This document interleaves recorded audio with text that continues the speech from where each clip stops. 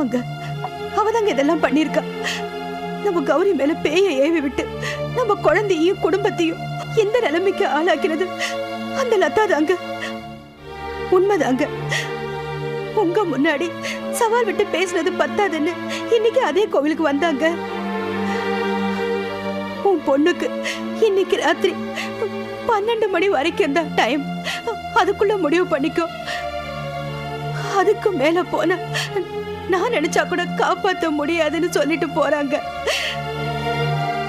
வேண்டாங்க, நமக்கு இந்த சொத்து சுகம் எதுவுமே வேண்டாங்க.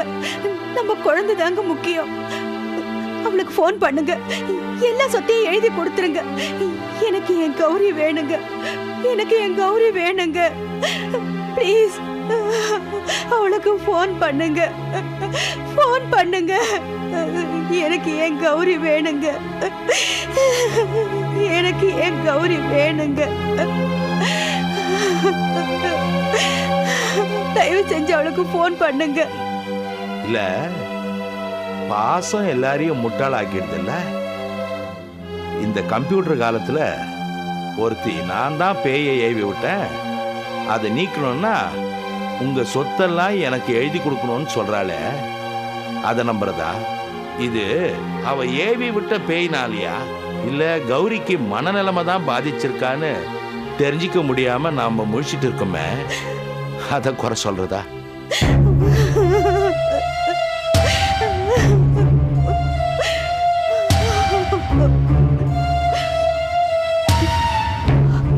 இங்க பாருங்க, நான் யாரையும் குறை சொல்லல, யாரையும் குறை சொல்லல. இப்போ என்னால அறிவுபூர்வமா யோசிக்க முடியாது. எனக்கு என் கௌரி வேணும், அவ்வளவுதாங்க எனக்கு வேணும், அவ்வளவுதான் நான் சொல்லுவேன். நீ இருக்கிற மனநிலைமையில உன்கிட்ட எந்த விளக்கமும் சொல்ல முடியல கனகு. ஆனா எனக்கு கௌரி மேல பாசம் இல்லைன்னு மட்டும் நீ நினைச்சிடாத. அப்புறம் ஏங்க யோசிக்கிறீங்க, ஏன் யோசிக்கிறீங்க? அமானுஷ்யத்தை ஆயுதமா வச்சுக்கிட்டு ஒரு மோசக்காரி விளையாடிக்கிட்டு இருக்கா. அவகிட்ட சட்டத்தை காவல் காக்க வேண்டிய நான் தோத்து போனோமான்னு யோசிச்சுட்டு இருக்கேன்.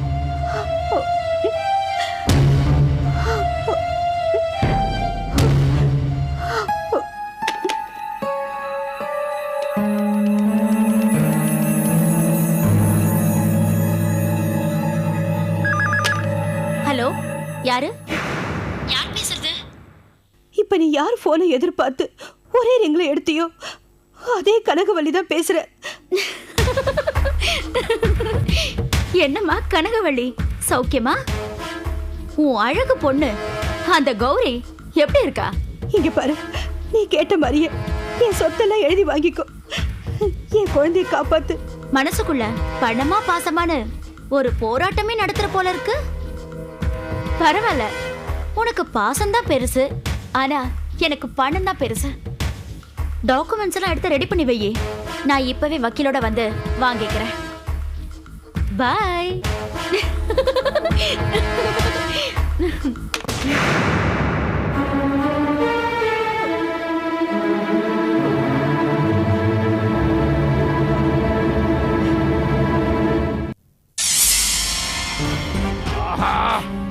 அழைத்து போய் அவமானப்படுத்தி விட்டானே அலாவுதீன். அவனையும் அவன் குடும்பத்தையும் வேரோடும் வேரடி மண்ணோடும் அழிக்கும் வரை எனக்கு நிம்மதி கிடையாது. பஞ்சனையில் படுத்தாலும் பதவியின் நிலையில்லா தன்மையால் எனக்கு நிம்மதி இல்லை. அந்த புறத்தில் ஆடல் பாடல்களை ரசிக்கும் போதும் அவர்கள் நினைவே நெஞ்சை பிளக்கிறது.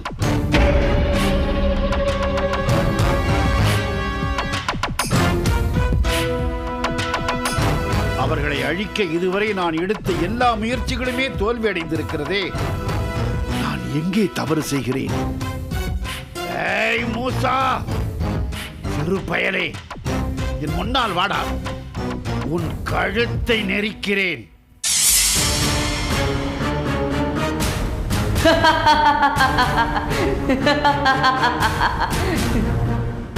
இதோ உன் முன்னால் வந்து விட்டேன். எங்கே என் கழுத்தை நெறி பார்க்கலாம்? ஏய் நச்சு பயிரே, வந்து விட்டாயா? பயமின்றி என் கண் முன்னே வந்து விட்டாயா? இதோ உன் தலையை கொய்து விடுகிறேன் பார்.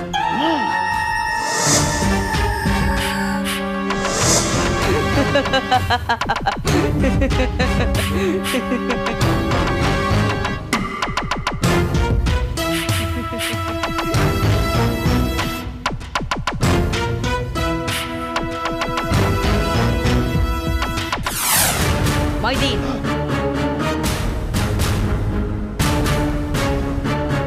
அக்கிரமக்காரனே மைதீன், நீ எங்களுக்கு மட்டும் அல்லாமல் ரசூலை அனுப்பி ஒரு கிராமத்தை நாசம் செய்தது இல்லாமல் 4 உயிர்களை கொன்று மனித இனத்திற்கே நீ கெடுதல் செய்து விட்டாய். உன்னை பூலோகத்திற்கு அழைத்த போதே தாத்தா உன்னை கொன்று விடுவார் என்று எதிர்பார்த்தேன். ஆனால் அவர் கெட்டவர்களுக்கும் நல்லவராக இருப்பதால் உன்னை மன்னித்து விட்டார். ஆனால் நான் அப்படியல்ல. நான் நல்லவர்களுக்கு நல்லவன், கெட்டவர்களுக்கு கெட்டவன். உன்னை தண்டித்தே தீருவேன். உனக்கு மரணம்தான் தண்டனை.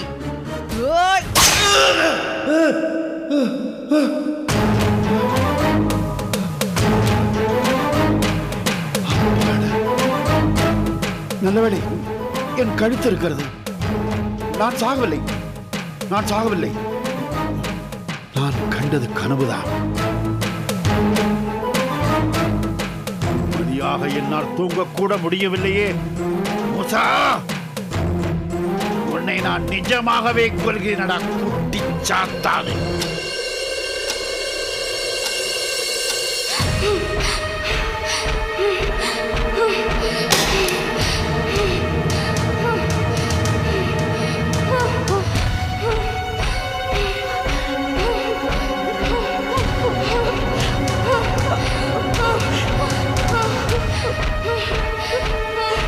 கௌரி, கௌரி, கௌரி, கௌரி, ஐயோ, கௌரி, கௌரி இங்க பாருமா.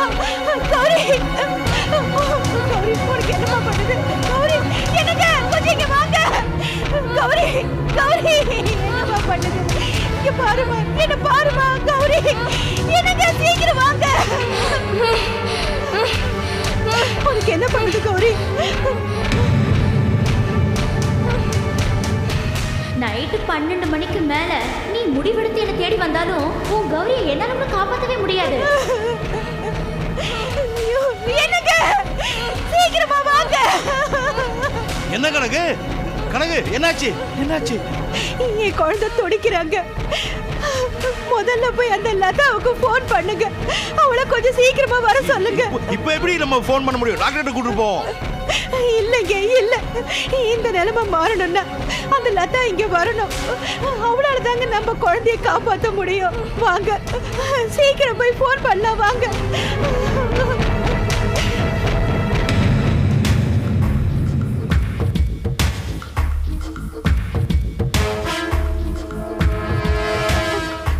அம்மா தாயே, நீயே வந்துட்டியா? இங்க பாரு, என் குழந்தை சாக கிடக்குறா. வேணும்னா உன் காலில் விழுறேன். என் குழந்தைய காப்பாத்துமா. இதுக்காகவா நான் இவ்வளவு தூரம் ஆட்டோ பிடிச்சு ஓடி வரேன்?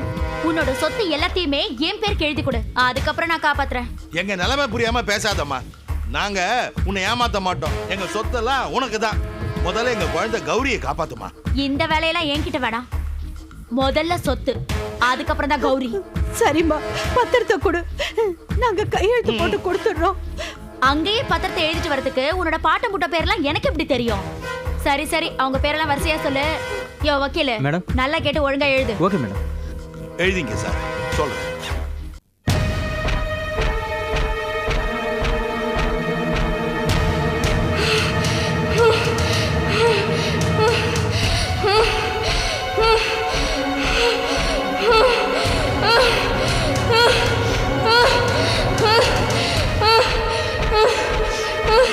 இந்த மூசா வேற இன்னும் காணுமே. அம்மா வேற 12 மணி வரைக்கும் தான் டைம்னு சொன்னாங்க. அதுக்குள்ள இவன் வந்துருவானா? மூசா, மூசா, மூசா, மூசா, மூசா, மூசா, மூசா, மூசா.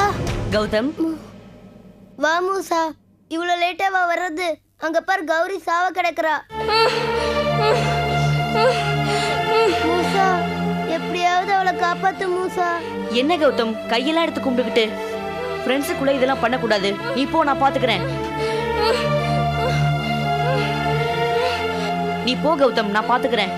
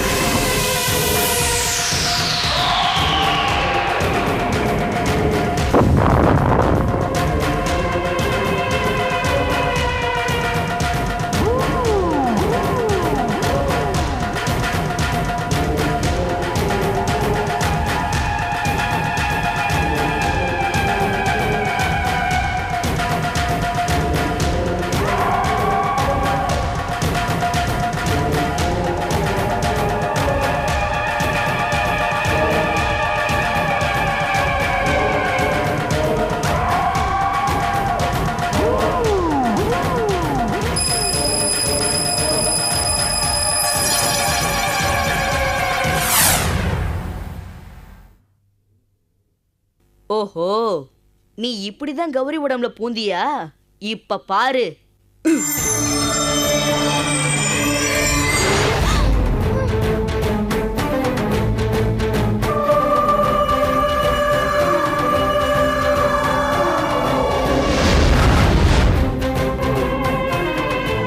ஏய் பொடியா, யார் நீ? நான் இவளை கொல்றதுக்கு முன்னாடி ஏன் என்ன வெளியில வர வச்ச? எனக்கு உயிர் பசி, ரத்த பசி. ஆ. ஆ. ஆ. ஆ.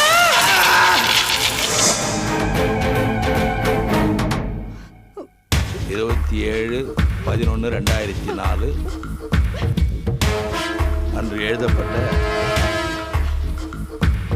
திருவிடந்தை ரங்கநாதனின் மகனும் ஸ்ரீனிவாசனின் பேரனுமான கோதண்டராமன் என் மனைவி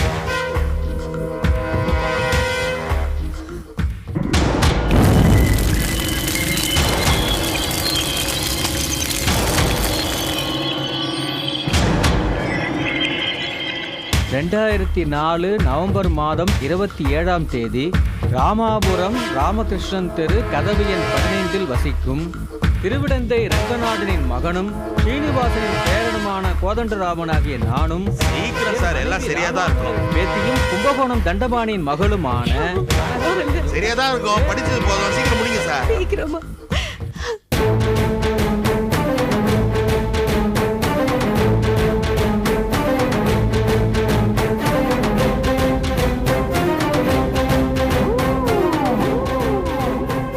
மூசா, மூசா, நீ யாருன்னு தெரியாம நான் உன்கிட்ட மோதிட்டேன். என்னை விட்டுடு, என்னை விட்டுடு மூசா, என்னை விட்டுடு. வேணாம் மூசா, வேணாம், என்னை விட்டுடு மூசா. நான் வேணும்னா கௌரி கிட்ட மன்னிப்பு கேட்கிறேன்.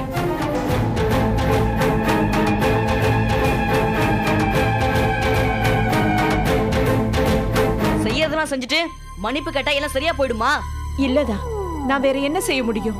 இனிமே நீ இந்த மாதிரி அப்பாவி ஜனங்களை பிடிச்சு யாரையுமே இம்சை பண்ண கூடாது. சத்தியமா இனிமே எந்த மனுஷங்களையுமே பிடிக்க மாட்டேன். ஆனா இந்த லதா மாயா மாதிரி இருக்கிற மந்திரவாதிங்க எங்களை கொடுமை பண்ணும்போது நாங்க வேற என்ன பண்ண முடியும்? பேயை ஏவி விடுற அந்த மந்திரவாதிகளுக்கே பேய் புடிச்சா எப்படி இருக்குங்கிறத நான் இப்ப புரிய வைக்கிறேன். மேற்கண்ட ஷரத்துகளின்படி முதல்ல கொடுங்க. கனக உட்கார். இந்தா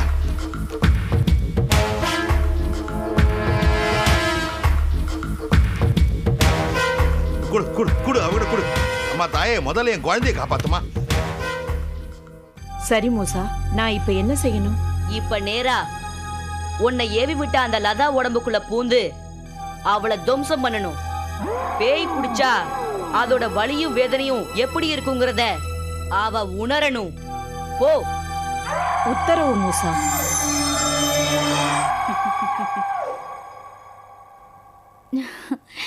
இந்த சொத்து அனைத்தும்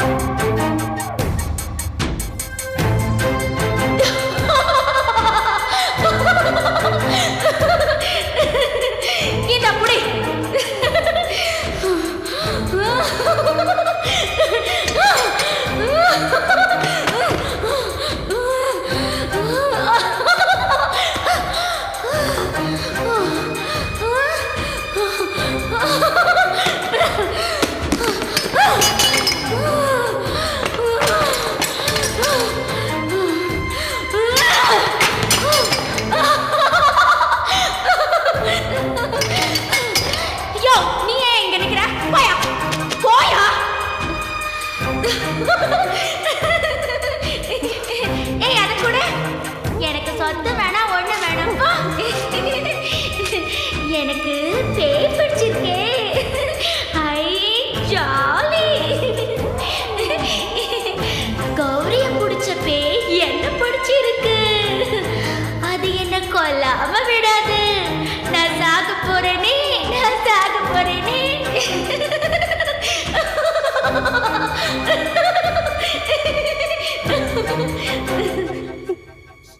இது? என்ன நடக்குது? பத்திரத்துல கிழிச்சு போட்டுட்டா எனக்கு ஒண்ணும் புரியல. எனக்கும் ஒண்ணுமே புரியல கனகு. இப்பதான் உடனடியா சொத்தை எழுதி கொடுக்கணும், இல்லாட்டா கௌரிய சாவடிச்சிருவேன்னு சொன்னா, திடீர்னு கௌரிய பிடிச்சப்பே என்ன பிடிச்சிருச்சுன்னு சொல்றா.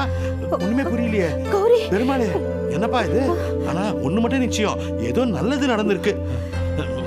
வா வா வா, முதல்ல போய் நம்ம கௌரிய பாப்போம். வா வா. மம்மி, டாடி, சீக்கிரமா வாங்க, கௌரிக்கு குணமாயிடுச்சு. என்னடா சொல்ற? கௌரி குணமாயிடுச்சா? கௌரி. கௌரி, அம்மா எப்படி இருக்கீங்க? கௌரி. அப்பா ராஜாத்தி, ராஜாத்தி, எனக்கு தெரியும் என் பெருமாள் என்ன கைவிட மாட்டாரு.